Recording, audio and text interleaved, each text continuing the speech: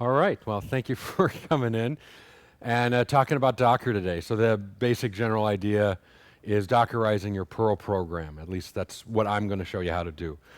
Obviously, the first question is, what is Docker? And Docker, according to Google, is another term for longshoreman, which is not what we're here for. Docker is basically just a system of building, running, and distributing containers. And pretty much when anybody says to you Docker, they really do mean the containers, because Docker is actually an entire system for managing those containers and building them and running them. So then, more importantly, what is a container? The container is simply just a way of encapsulating your application with all its dependencies. It's basically just an isolated instance of that application that's ready to go. It's not a full OS, not like a VM is, but it is something that is ready to be plugged in and up and running. So basically, that brings us to the difference in between a VM and container. And as I said, containers can start and stop whenever they need to, primarily because the operating system is already there. Unlike a VM, they don't need to warm up like your computer does. And the theory is that everything is already up and running, and you just drop the container on and it's immediately up, or it's up as quickly as your application can be up. So if you wrote an application that takes 5 minutes to start, guess what? Your start time is 5 minutes. So that doesn't help you and probably should be in a different line of work. Since there's sharing amongst the containers, you can run many containers at the same time. VMs, you can kind of do the same thing. I mean, I know I can get about 3 running on this Mac before everything starts to really grind to a halt. But with the containers, the idea is that it's just your application. And when you need to start a new one, you do. And eventually you'll grind your OS to a halt, but it's since it doesn't have the weight of the full VM, the containers can do more. Again, the VM's idea is it emulates a foreign environment. I'm on a Mac, but I want to run Linux, so I have a Linux VM. I'm on a Windows, and I want to run on a Mac, so I have a Mac VM, although I've never seen that happen. But that is not what the container is about. The container is basically saying, here's my application. This is all that it needs. Now, it does need somewhere to run, but, this is all that I have. So it's going to be smaller and, again, faster to boot up. So a great illustration that I stole from the Docker O'Reilly book is this is the general idea of VMs versus Docker. Here you have VMs. You have 3 VMs. And each stack, it's basically the same thing. You have your application, 3 different applications. They're depending on several different libraries. Of course, 2 of these guys depend on the same libraries. And then they depend on their OS. And of course, then there's the hypervision, then there's the real OS, and then there's your actual hardware. So you have 3 full stacks that you need for each one of those, each one taking up CPU and, running hard. This is where Docker comes in. Each segment actually it becomes its own little box. Again, you have your 3 application Dockers, and they're 3 unique because they do different things. But here's where things differ up. You have 2 different libraries. 2 of your applications use the same library. So instead of having the copy of libb twice, you simply have the one that both of them share. And they're happy with that. Again, then you have the container engine instead of having a guest OS, and then you have your host and your hardware. So you're taking a little bit out of it, but you're also sharing things. Makes things a lot lighter to run up at the top. And that was the wrong button. There we go. So how does it do it? Basically, Docker, not Docker the container, but Docker in its ecosystem consists of 3 things. You have the Docker engine, or the daemon, which runs. It runs on my laptop right now. It is used for basically creating, running, monitoring containers, getting information about what the containers are doing. Are they up? Are they down? What version of the containers are they? Then you have the Docker client. This is your command line client. The great thing is the Docker client connects to the Docker hub, I'm sorry, not the Docker hub, the Docker daemon through HTTP requests. This makes it extremely easy for you to basically write your own. You need to just run these commands. Well, you just need to be able to make an HTTP connection to your engine. That's it. But other than that, and what we'll be actually focusing on in this talk, is the simple command line interface, because that's more than enough power that you'll need. And finally, the Docker registry. This is an online hub, kind of like GitLab or GitHub, where you can store your image and distribute it. If you don't want to do it publicly, well, you can pay some money to Docker Hub and you can get a private account, or you can actually create a Docker registry yourself and then just publish instances to that. And then only people who know how to find your Docker registry will then be able to pull down those images. So it's a great way you can have it locally on your machine or locally in your company, or if you're just doing it for yourself, you can have it out there to the world for anyone to use. So a nice little way of looking at it is this way. You have the daemon kind of in the middle of it all. The client talks to the daemon, giving it requests. And it works off of these images. Maybe you've created these. Maybe you've just created the Docker files. So in this case, you have a Debian Wheezy with Ubuntu, or Ubuntu, sorry, image. And you say, oh, I'm going to run this one. The daemon looks at your Docker file. It realizes what it has and what it doesn't have. What it doesn't have, it reaches up into the registry and immediately pulls down. Unfortunately, all my examples I've already recompiled, so you won't actually see the compiling time. Docker also uses a great caching scheme so that if you have a step that it's already performed, you don't need to do it again. You don't need to re-download Debian or Ubuntu because you already have it. So it just pulls it from the registry, and it makes the building of that image much, much quicker. So containers, what are they? The containers consist of basically, they can be a full operating system or your application.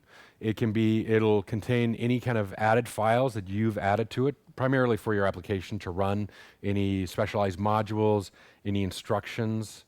We'll get more into that, and metadata, so that it can track who is the owner of it and what other information it needs. And the containers are basically images that are built from layers.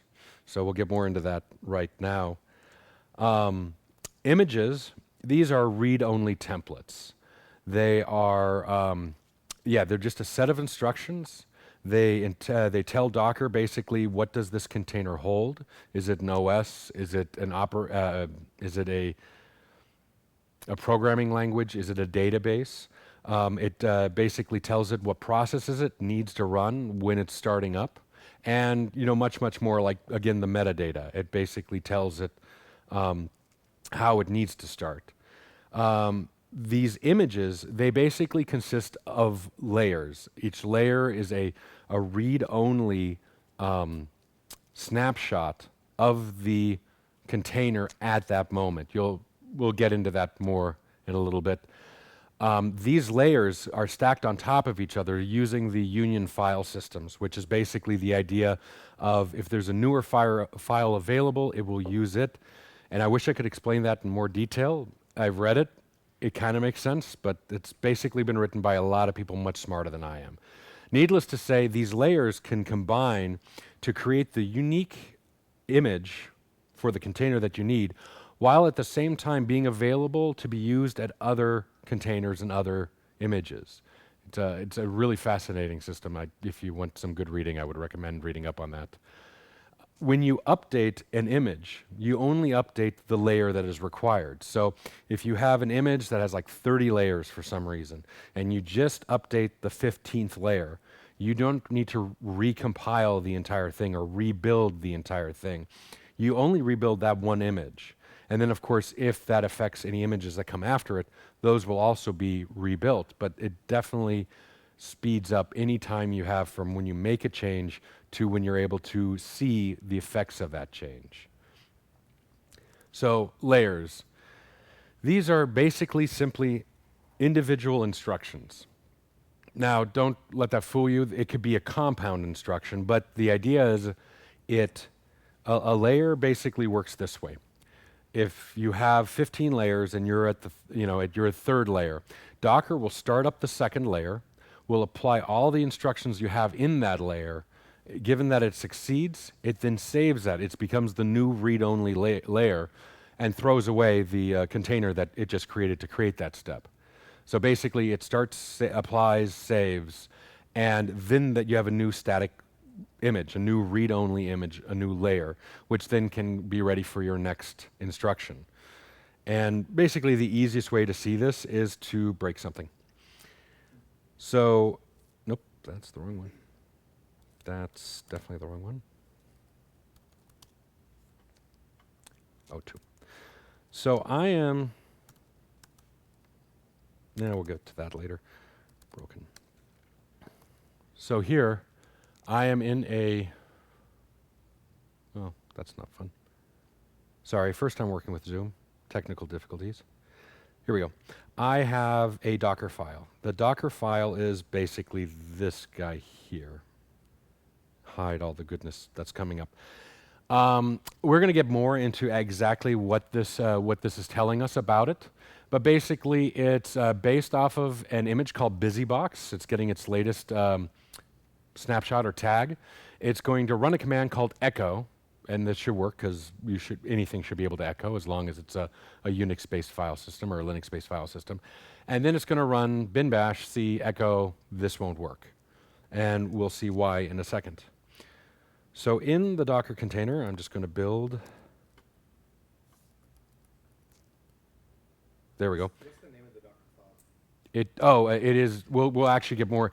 We'll get more into that. But the name of the Dockerfile is actually Dockerfile. That can be changed with an F flag. So basically, right here, if I run this, I build the Dockerfile, and I give it the name echo test. And here is the context. So here I'm telling it the Dockerfile is in the current location. If I was not in that directory, I could say, oh, the Dockerfile is in here. Or you could also say -f, this is my, can't type, yada, yada, yada, however you spell that. So you can actually tell it a different Dockerfile to use, but really, I haven't figured out a reason for that. So anyway, here we go. As you can see, there's no downloading. If I didn't already have BusyBox, the first thing it would do is it would download BusyBox, and then it would start it. So here's the first layer. We have from BusyBox. That layer is to be blah, blah, blah, blah. It finishes that. It saves it into its layer, and then it has its next run echo. This should work. So what Docker does, Docker starts up this, this container, because it is its own container. Every layer can be a container. It runs this command. It says, oh, it's successful. It creates a new layer, saves it, and then goes on to the next one. Now it kicks off this thing. It starts this container, and it tries to run it in this process. And it says, oh, bin bash is not found. That's not good. And it says, basically, your command, return to non-zero code, dumping you out here. So I hope so far everyone kind of seeing the idea of the layers. Very simple idea. So in this case, well, something went wrong here. Now, of course, it told us here, and it's actually quite clear, but sometimes things just aren't that clear. So what we want to do is we want to run this container right before we start this instance. So in that, we can basically say Docker run, and then we give it the only name that we have, which is the hash, or the small part of the hash. Please let this work. Oh, no, I'm sorry. We also want to tell it, we want it to be interactive, and we want a sudo tty terminal to it. And as we've seen, now we're in the container. We're actually running an instance of BusyBox, which I'm not even sure what that is. I'm assuming it's some type of a Linux distribution. And now we can run our the next command that we want to apply to this. And of course, it tells us what we already know because we saw it up here. We saw it right here. Actually, no, it just tells us non-zero. Sorry, I've been staring at this way too long today. So it basically tells us bin bash not found. I'm trying to use a shell that doesn't exist there. So, then you can just kind of start experimenting. Oh, I do have sh. So I can try this out. Won't. This might work. Well, it didn't echo it out. But it didn't error either.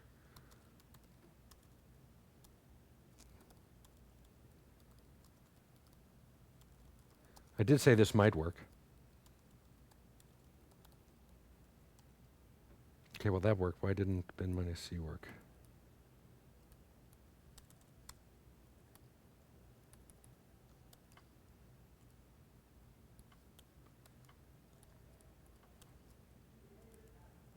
I'm sorry, you're running into the obsessive-compulsive side of me right now.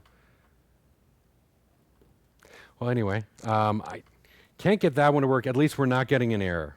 So at this point in time, we at least recognize that in our Docker file, we've given an instruction it cannot actually handle because bin bash doesn't exist. If we turn it to sh, it might actually work. So to get out of here, I can just type ex. Can I type exit? Oh, I can type exit. You can also do control C. If you want to detach from a Docker instance, I believe you can use either control P or control Q, although I haven't successfully done that yet. So anyway, we go back to build. So we, sorry, hold on. There we go. So we go back to build it. And as you see, it actually worked. It went all the way through. And now I could run it, but in all reality, this thing really doesn't do anything. So, but the primary thing, again, we have the idea of the layers. Each one works with the created image that comes from the step before. Very important to realize that each of these layers become read-only. So if you, in step 2, say start PostgreSQL, well, by step 3, PostgreSQL is not running. If you need something to actually run when your Docker is built, or when you tell Docker to run an image, that needs to either come at an exit point, an entry point, or a final command, or you need to give it you need to tell it a script to execute once it starts up that will actually start things. Anything that you start in these layers do not run after that layer. Very important to remember. So once you move on to that layer, it is write only. You can view the fact that you built this with Docker-ls, right? Is it Docker-ls? I know you can do Docker history to see what you've done. Oh, well, first, I didn't really put this anywhere. You can do a Docker PS to see if anything's running, which right now there's nothing running. But you can do a Docker PS -a, which of course doesn't really help because I've been goofing around. But it does give us quite a bit of information. This is, so basically, where are the names? No, those are the ports. Oh, it's only when it's running. Hold on. I will Docker. Oh, yes. Yeah, images. Yeah. But run, detach, echo. What did I call this thing?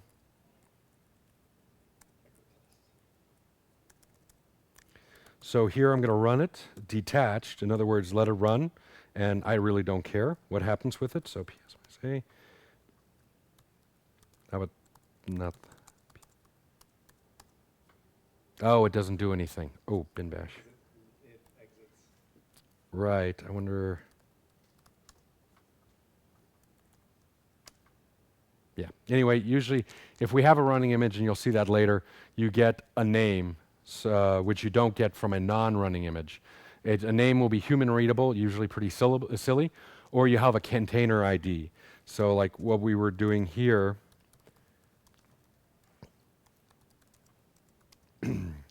the container ID, this, allows us to then take a look at its history.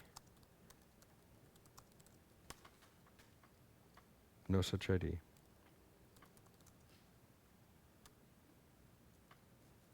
Nope. I think it needs to be running for that. We'll get back to that later. More of the.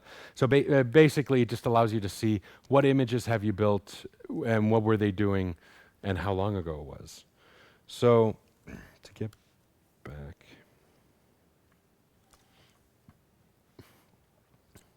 So those are the layers. Tags, I wanted to take a real quick moment to talk about tags. When you create something, when you run something, you can always tag it. And I guess I should have put an example of here. Tags are usually the image name followed by a colon. So when we build, we can say 1 or 1.0. That basically, we're giving it a name and we're giving it a tag. If you don't give it a tag, it will assume latest. This is a way, and you'll see this later on, that you can say, oh, I don't want the latest of Echo Test, I want just version 1.0. This is a way you always get that one version of it. This can be a little bit misleading. You think latest, and you think, oh, this must be the most cutting edge. But there is no standard for what latest means. Latest means exactly what the author intended with it. And usually what it means is the author forgot anything about tags. So if you download Perl latest, you don't know, well, you'll probably, actually that's an official version, so you'll probably getting the latest stable version of Perl. But to the author, latest could actually mean it's, it's development, it's bleeding edge. You use this in production and you're a crazy person. So just because it says latest, it may not mean what you think it means. So be careful of that. If an image allows you to specify a tag or a version, find one that works for you and specify it, and only then upgrade with it once you've proven that it works if you're using it in production. If you're using it for a fun project, then really who cares to go with the latest, because that's always fun. So the base images.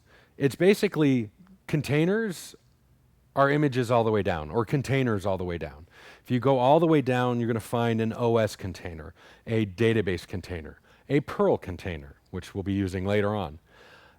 You don't need to reinvent the wheel. Why do it when there are, I don't even know how many containers are up there. There are tons. As you can see, the official Perl container has 120 stars and 1+ million polls. So if you want to do Perl, use Perl. As you can see, there are other Perls as well.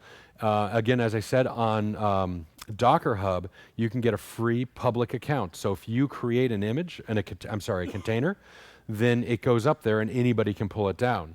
Now, I'm sure SoftVisio is a reputable company doing reputable work, but I guess you really don't know. According to the reading that I've done, the employees at Docker have vetted these official versions. They've basically said, we stand by these. These are good versions. You won't get screwed. When you just download any container, it's kind of basically like downloading any other type of software, at your own risk. The official tag is kind of the idea of, hey, we think this is safe. But so yeah, basically hub.docker.com. When you want to start out with something, just go there and get what you want. Do you need Ubuntu? Great. Do you need Perl? Do you need PostgreSQL? Do you need MySQL? All these have their own containers. And it's not like, oh, I take this and now I need to go find a Ubuntu container. No, this Perl container is a fully working Linux shell. It is minimalistic, obviously, since its primary purpose is to run Perl, but it works. So building, obviously I've already kind of showed this out. Building is a really simple step. You basically say Docker build. T is basically you're labeling it. I've not tried running Docker build without giving it a name, so I don't know what that actually turns to. And this again is the context. With the dot, you're saying that your Docker file is in the current directory. Again, if you want to give it a version, you can give it : then the version number. So these two statements are synonymous. Both of these will create an instance called devgru-monitor that are tagged as the latest. And, well, I guess I can show you that now. That goes here. So build.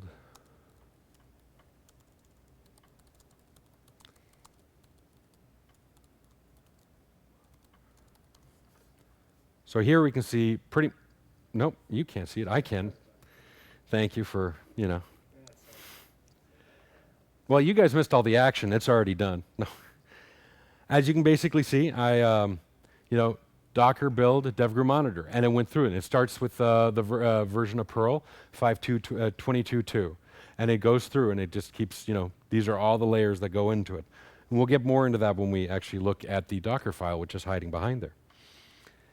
So once you've built a Docker, once you've built it, you now have this image. And this is kind of the weird thing. It's kind of ephemeral. It is kind of just around. It doesn't create a file. There's no file for you to. So basically, here we just created the Docker image in here, and we look, and there are a lot of files, but there's nothing that says, "Oh, Docker image is here." As I said, it was Docker images. There we go. And if we go to the top, oh, yeah. If I hadn't have already, if I would have changed something, this would be higher in the stack. Since I built this earlier today, it's lower down here, and I've built a couple of other things since then. But as you can see, nope, I'm sorry, not that one. That was an old version, which I didn't like. It's this one, you know, oh, so different. Basically, it exists. Docker knows where it's at. It knows what to do with it. You're just not going to find it. It lives in this ephemeral space that you only find when you do Docker images. That's the only way that you're going to see what images exist currently on your system. So once you've found the right program, once you've built it, then you can run it. And there's actually a lot going on here. Basically, my program is a monitoring program. It requires a few things. Well, first off, the basics is Docker run. And what does it run? It runs dev-gru monitor. This is the name that I gave it. Again, since I didn't specify it, it really is :latest. If I've tagged it with other versions, you could specify that. So this is great. I have a monitoring program. And obviously, any information for that program is going to be fairly benign. It's not going to be a security risk, but I still don't want it in there. So what I do on the run line, I dynamically create a volume. Now, you can create a volume of an entire directory. You can also do this in the Dockerfile. I do this on the command line. It's basically, I'm saying, and the real command is longer. I just wanted to cut it down, basically, because I directly tell it where this file is. I have config.json. And I want you to copy that into my Dockerfile, into app config.json. This means that every time I run an image, well, first off, I need to specify where the config is, because otherwise the program won't know what it's monitoring. But I can distribute my image without ever showing you my config. I can give it to you or to you, and let's say it needs to connect to a database. You don't know what my database key passwords are, because hopefully they're in my config, which is not part of Docker until it starts running. This is this is pretty much the only way that you're adding things in at runtime is through a volume link. This is just the way of doing it. Again, I specify a direct file. You can do it through just a directory, and again, you can do it in the Docker file itself. Here, D means detach. Once you start running, I really don't care. I don't want to see you. I'm going to have logs to tell me if something's going wrong. And if you're alerting, you will be hitting, hopefully, whatever endpoint that I told you to hit, which in my case is actually a Slack channel. E basically says we're going to set up an environmental variable. Supposedly, when you give Dockerfile an entry point, you should be able to just specify arguments to that entry point here. However, I was not able to actually get that working, so I just changed my program that it takes an environmental variable. Upon launching, it looks for an environmental variable called type, and that tells it what it's actually monitoring. And then I give it, again, my image.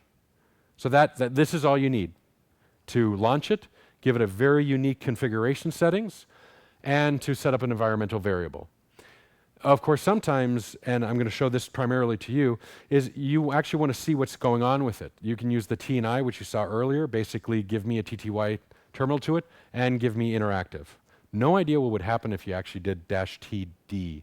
Then you'd have a TTY to a detached instance, and that would just be really weird. Cancel each other out? Maybe. They might cancel each other out, but I didn't try it. I didn't did not have that much time to play.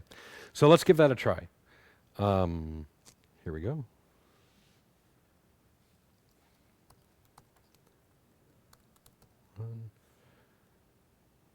And of course it goes off the page.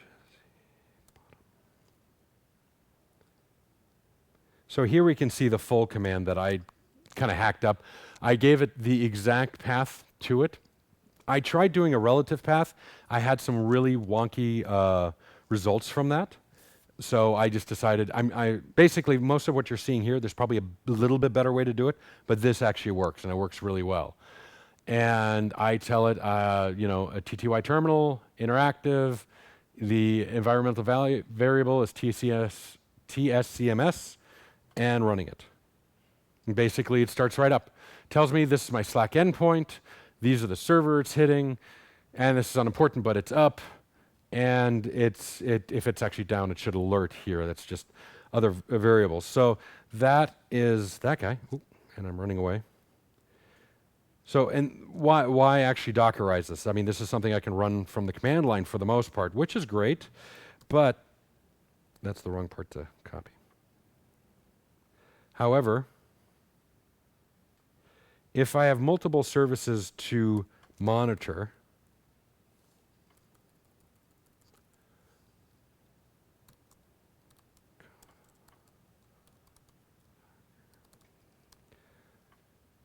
if I have multiple services that I want to monitor, I either have to write a management program that's probably going to fork things off. So, because I mean, you can only go so far. I mean, most of these checks are HTTP checks, but if you have 10,000 of them, they're not going to be able to get through all of them fast enough to be able to go around to find something. So what you would either do is fork it off, or in this case, you just simply launch new monitors or new containers. So this is another container. It's the same script. It's running its own way. Obviously, there's a bug that I need to fix, but it is now monitoring a whole different set of servers. I have both of these running in tandem with really no need of understanding of forking.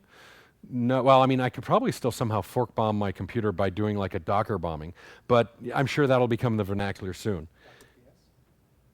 Oh, thank you, yes. So at this time,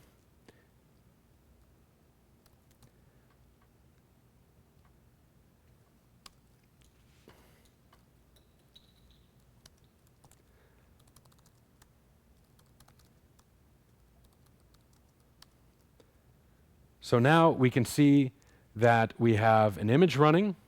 Its name is elated Shannon. That's great. Or 2F3AE96CA9F. Now, why do I only have one of these up here? I ran it twice. Yeah. Right? Yeah. Doesn't it seem weird? Mm-hmm. Well, what did I actually run? I ran the same container twice. This doesn't care how many of the container instances are running. It just says, oh, you got one up. That's great. Or did I? Nope, I just killed that one. Shit. We'll have to edit that out. Oh, there are two containers. Dang it. I did this earlier, and I thought I had it right. And okay, so yeah, there are the two of them. I have Zen Shocklin, and then elated Shannon. So there we go. If we did happen to detach from one of these guys, if I can detach. Nope. I was going to try to show you how to reattach, which I have not been able to get to work. But, so, now we know what that looks like. So that's all great. We have created an image, we've run the image, and you guys just, you know how Docker now works with the Docker command line instance. But what actually makes my program work? Well, it's the Dockerfile, which is this guy. And don't worry, this is just here for the slides, so I can get John his slides. We're just going to look at you're not seeing that. We're actually going to look at this one piece at a time. This is where the rubber really kind of hits the road. In the Dockerfile, you can do a lot of different commands. So basically from I'm telling it Perl 5.22.2. I could use latest, but let's say I want to use this in production. Do you really want all of a sudden Perl to upgrade on itself? No, you want to control that. You want to lock in, oh, it works at this version, I'll test it later, and we'll move on. So from is your base container. It's what you basically inherit from. Maintainer, that's just metadata, so that when someone inspects your Docker instance, so like someone does Docker inspect,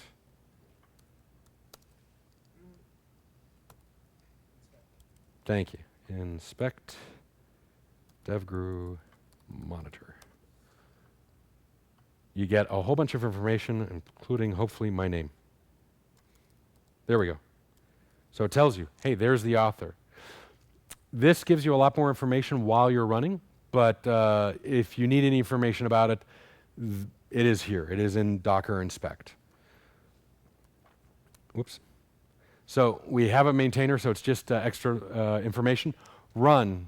So we now have an image, and we're going to run these commands. It's basically the Perl 5.5. It comes with a Linux OS, and we don't want to run as root because that's just a bad idea. We want to run our programs as a user, because if someone were to compromise our container, well, they would have compromised a really, really small application. But if they compromise my program, really they've just compromised the user monitor on a container, and so it's just added security. It's always a good time. Then we do run again, and we install cpan minus. And then we go ahead and do run install JSON and LWP. Now you could, the way that cpan minus works, you could have specified these both on the same line. It would just basically cpan m, JSON, LWP. But what I found is, because Docker caches things, if you're, choosing, if you keep, flip-flopping in between JSON XS and just JSON, but you have them both on a line, well, everything gets reinstalled because you're changing that entire line. You're changing the caching fingerprint for that line. So if you decide, oh, I don't want JSON, I want JSON XX, and you have them both on one line, you're reinstalling LWP all of a sudden. So keep them on separate lines. It's easy, because if you keep flip-flopping on JSON and JSON XS, it doesn't matter. LWP will just stay installed. This one I'm having a hard time with. Workdir is supposed to then set what is the working directory inside your container. So theoretically, I should not have these lines, but for whatever reason, I couldn't get that to work. So to get my monitoring program to work, I basically have X number of modules. They're all currently residing in the same directory space. So if we go back to here and do an ls, and bring that up to the top. How about that? We'll see I've basically unpacked all my modules here. This is a security feature. You cannot copy things into your container that aren't within your context. Yeah, that aren't within your context. So you can go down, but you can't go up. This is what they felt for security, so that's why basically I've unpacked everything there, and then I move them all into the proper place on or in the container. This part was a little bit of a pain in the butt to figure out, but once I was done with it, I just didn't touch this anymore. I could rebuild it over and over again as I was making things work. Then, while I really wanted to show you add, we'll get to add in a second, I did a wget to download it's a debugging module. That's why I named it after myself. I'm not that narcissistic, I promise. But wget is part of the image that comes with the Perl. So it just downloads this from GitHub, and it places it in the proper place. Now, add should have done the exact same thing. Add is a very powerful copy. Copy just does exactly that. It copies a file or a directory from one place to another. Add looks at what you gave it. This works. Add this URL to here. It understands this is a URL. I'm assuming, does a wget, or maybe I have no idea how it gets the information, but it downloads it immediately and puts it there. The only problem is it gave it the permissions of read write for root only, which means I couldn't use it. For some reason, this run worked, but this copy command and this add command gave it this permissions. I haven't figured that out. But that's the beauty, that's a great power of and. If this was a tarball, it would first untar it and then move it where it needs to go. So add actually does a lot of shortcuts for you. But if you just need a copy command, go ahead and just do that. Then I set my working dir to /app because I figure my application should just go into the app directory. And then I say I'm going to use my the user monitor, and then I copy the actual program. I call it new monitor because the old one didn't have it didn't have the nice config. And here the work dir works because copying it from here to there does actually put it into the app. And oh, I'm sorry. The last thing, environmental variable.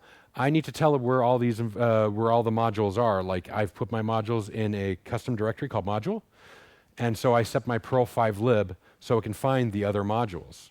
And that's basically how easy it is to set an environmental variable within your container. And we'll get to entry point in a second. I just want to show you that this actually works. I'm going to comment that out so it doesn't think it needs to execute anything. And then bin bash. So basically, I'm telling it to execute everything, and when it's done, send it that. So I'm in interactive. So basically, if this works, it should. Oh, I'm sorry.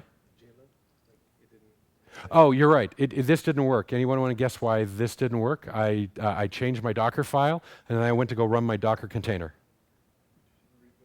I did not rebuild my Docker. Yes, this happened so many times this week.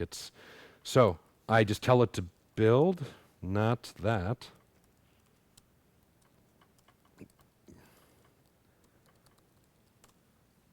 And if you notice the speed, again, it's kind of hard to compare and contrast because all of these have already been cached. But since we only changed the last line, in fact, you might not notice, this one has 19 steps. If I did clear it. The other one has 20 steps, so it did one less step. But all these other steps have been pre-cached. It didn't actually need to go and wget eric.pm. It didn't need to, well, it did copy these because that doesn't get cached itself. But it also didn't need to download Perl 5.22.2 or install cpan minus because those are all pre-cached. In fact, let's do that. This will probably kill the application. So hopefully now we'll see something different. Yep, you see? It ran into JSON-XS. It's brand new. It doesn't have that cached. It launched cpan-m. It's now installing it. It's building it. It's testing it. And installing more. Installing more.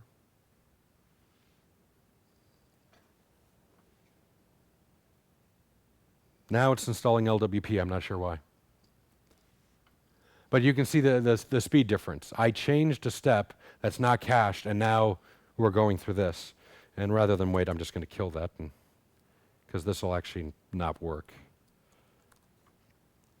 But once it was done rebuilding, it would be up and running with JSON XS instead of just plain old JSON. Again, you see this thing just zipped right through because everything was cached. So now, hopefully, if we run, passing it the bin bash, there we are. I am in my Docker container monitor as user monitor, and if I do an ls myself, I can see I'm in the app directory. I have my config file that I linked in from the Docker run line, and there's my program. If we look at the monitor directory, module directory, there are the modules that I installed. And so basically from here, I can now run my program. And you're inside the container right now. I am inside the container.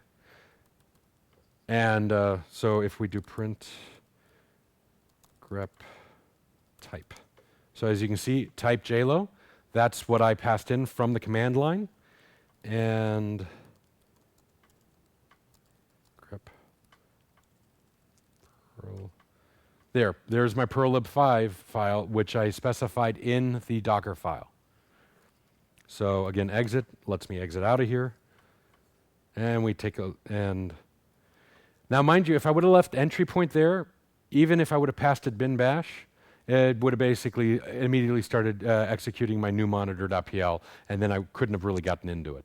So that's why I have to.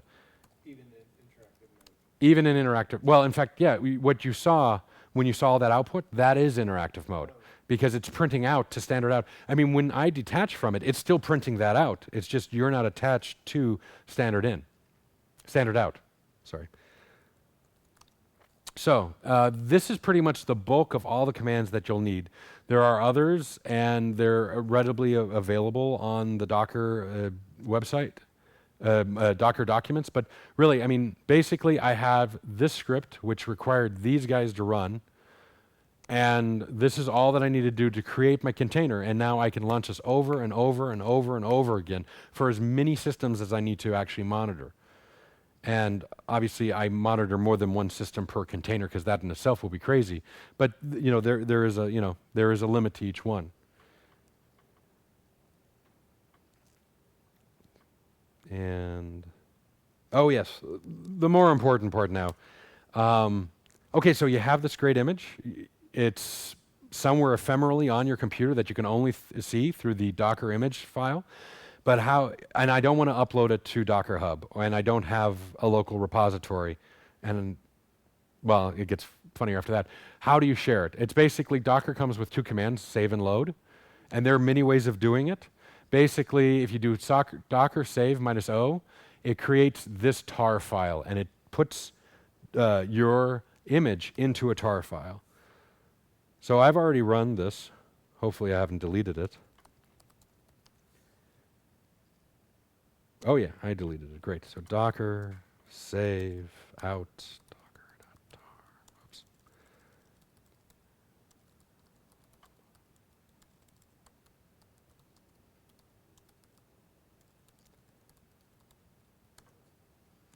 So this is going to take a little bit, but and obviously there are different commands. You can beeze this up while you're doing it. You can do whatever needs. But the point is, once this comes out, the tar comes out, I can put it somewhere where anybody else can download it. I can give it to you on a thumb drive. You can load it, and as long as you've got the config file right, you can then start running it on yourself, on your own machine. So basically, we created the tar, which is kind of large. So what's that, 685? Yeah. Now, there are ways of making it smaller. I did not emphasize on that, but you can cut that down. This is just kind of a bulky way of doing it. But now, if you tar it or you zip it up, I can distribute it. You take it, and you basically just run docker load and give it the input name, devgru monitor. You now have the image on your system. You can run it, and you're good to go. So basically, that is the beginning and end of Docker, as I've described it. Definitely, if you have any questions, I'd be happy to answer them. Anything? So I hope it works, and let me know if you run into any hurdles with what I've discovered or with what I've shown here, or basically, if there's a better way of doing it, let me know. Yes? Yes. So when so the question was, is it chroot? Well, actually, no. But it's funny that you asked. That's basically the beginnings of Docker as it lives. The Docker container itself is the chroot. There is nothing outside of it. Yeah, this is this Perl image, Perl container comes with Linux, and if someone were to hack it, then, well, that's bad, because then, yeah, they have a full Linux version. Well, they have a subset of a Linux version to work with, which has wget, and they can download other things. But I'm using this for monitoring. Yeah, this is probably going to be one of the more long-lived Docker containers available. But once an hour, I'm probably going to kill it and start up a new one. So if someone's hacking this container, that's great until I kill it and start a new one. If you have most most containers probably won't live more than a couple of seconds. So if you can hack that thing within under 5 seconds and get something out of it, you are a very talented hacker. So the containers act as their own change root, because you're in this entity which is very limited and has an extremely limited lifespan. This isn't going to be like your Linux system that you're going to cheer when it's been up for 10 years. This thing is basically up and down all the time. Plus immutable, right? No, for the most part, yeah. You can write to it, but you're right. Once you shut it down, it goes back to state 0. That isn't like, oh, you can hack this thing and sorry, and install a kernel hack, which when you boot back up, it's still there. No, when you boot back up, you've basically rebuilt this. It starts back from a clean slate. This is state 0 for this machine. When someone creates a container, at least at this time, no one can insert anything into it that when it starts back up will be there if it wasn't here in the Docker file. Go ahead, Wes. Just when you're saying, how often does it rebuild into a new container? Whenever you make a change. So you can, if you wrote this, and since we are linking in the configuration when you start the container, as long as I built this right and built it smartly, you may never change this again. It may stay the same forever because you can just change the configs. So rebuilding the image just depends on how often you actually change one of these modules, or pretty much just the modules or the version of Perl. Eventually you're going to upgrade that version of Perl. But it can be a fairly static image if you need it to be. Package, you mentioned about portability. So could I write a game that uses OpenGL and distribute that as a Docker container and it would run on Mac, Docker for Mac, Docker for Windows? Yeah, because basically asking, you create the container and does it run on everything? Yeah, it runs everywhere where the Docker engine runs. Basically, as you can see, I have this little icon up there. When I run my container, it runs through this guy. This is actually what's doing the running. Since it's so if I move my container onto Linux, I just need to have the Docker engine running, and it will run. I move it to Windows, it will run. I don't have to worry about, you don't even have to worry about, is it a 32 or a 64-bit OS? Because your container runs here, it runs on that system, it will run perfectly. That is the goal of Docker, is to basically remove what if this environment is this way? It removes that from you. The Docker engine takes care of that. Is it a mobile version? Android or iOS? That's a great question. No, not yet. Thank you. So, no, as far as right now, no mobile versions. Given that a container, when you restart it, it's going to go back to its initial state, how do you persist that? The persisting goes through volumes that you link into it. Yes, in my case, when I gave it the run command,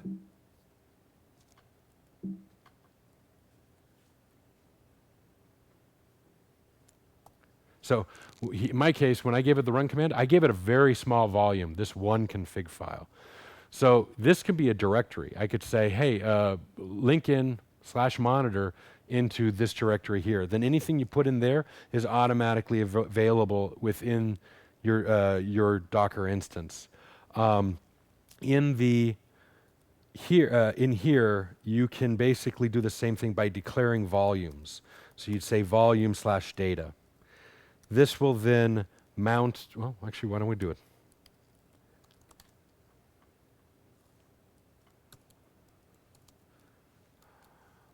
Build. Oh, now that I have it found the tar, and it says, "Oh, I'm building you from your image." Sorry. So, yeah, it has to. So as you see, I see the volume data. So it creates a volume data, and I didn't test this out before. So if it doesn't work, sorry. So now if I do a Docker inspect.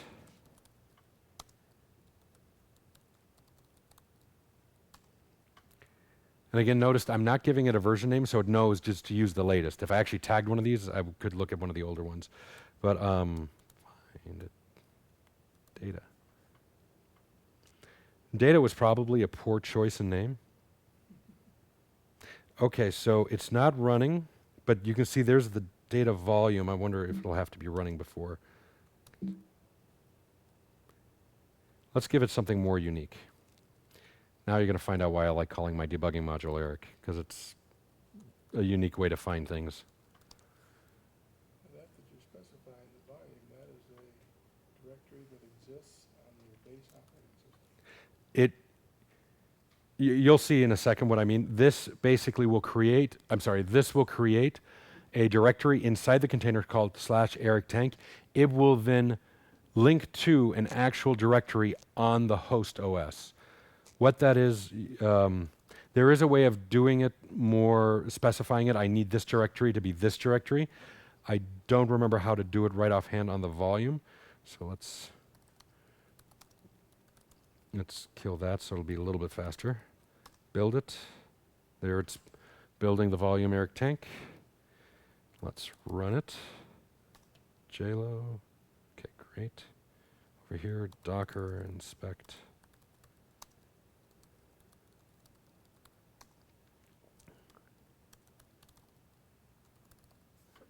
And you're still not telling me anything. Do I need to put something in it? You might need a source and destination list off the top of my head. I've always done it from the command line too. Yeah, I think I need to put something in it. So I think I actually need to utilize it. Hold on. So copy here.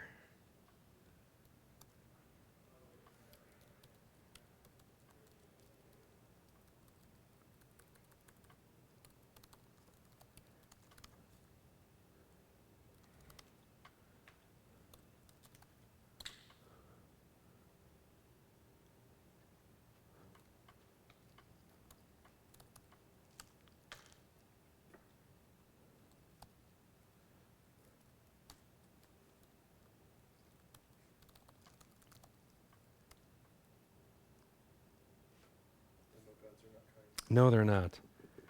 Okay, what I read is it basically picks a place to tie it to on your OS. I know that there is a way to, other than the command line, to basically tie it together.